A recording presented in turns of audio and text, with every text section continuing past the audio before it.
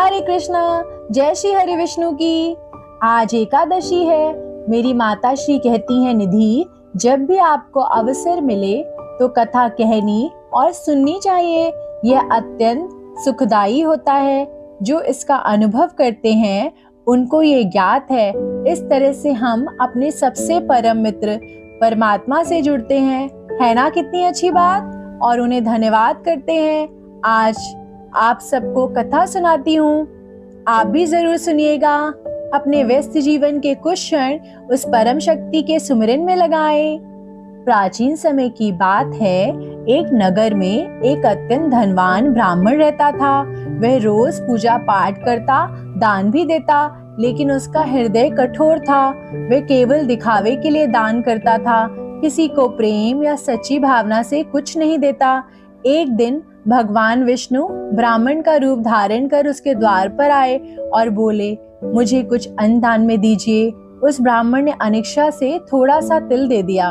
भगवान विष्णु मुस्कुराए और अंतर्ध्यान हो गए। कुछ समय बाद उस ब्राह्मण का देहांत हो गया। मृत्यु के बाद उसे नरक में पहुंचा दिया गया।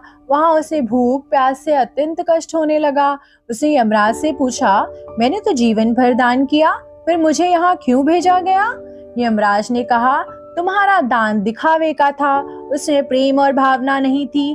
केवल एक बार तुमने तिल दान किया था, उसी का फल है कि तुम्हें आज यह जीवन मिला है। ब्राह्मण ने पश्चाताप करते हुए भगवान विष्णु से प्रार्थना की।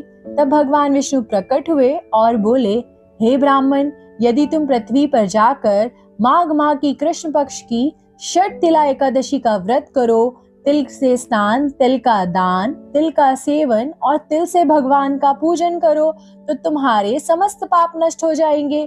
भगवान की आज्ञा से ब्राह्मण को पुनः धरती पर भेजा गया। उसने पूरे विधि विधान से षट तिला एकादशी का व्रत किया और सच्चे मन से दान पुण्य किया। फल स्वरूप उसके सभी पाप नष्ट हो गए और मृत्यु के बाद उसे वैकुंठ धाम की प्राप्ति हुई।